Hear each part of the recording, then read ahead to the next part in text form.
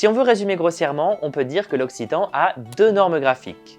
Une première, la mistralienne, qui est plutôt phonétique et très utilisée en Provence, et une deuxième, la classique, qui est plus étymologique et qui est plus largement utilisée dans le monde occitan. Au XIXe siècle, un groupe d'écrivains originaires du Languedoc va s'inspirer de l'idée du félibrige pour créer une nouvelle graphie unifiée, mais cette fois-ci basée sur l'écriture des troubadours. Aquello graffio sesuno la graffio classico. Et l'idée, c'est de redonner son prestige à la langue occitane en utilisant des codes graphiques qui lui sont propres et qui ne dépendent aucunement d'une autre langue.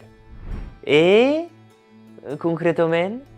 Eh bien, concrètement, le son OU s'écrit toujours avec la lettre O, comme dans Tutsu. Et on voit ici très clairement que les lettres muettes refont leur apparition si elles ont un intérêt étymologique. Tutsu, ça s'écrit avec un R et un N parce qu'on dit uno giornado, une journée. De toute manière, peu importe celle que vous préférez, l'important c'est toujours de parler.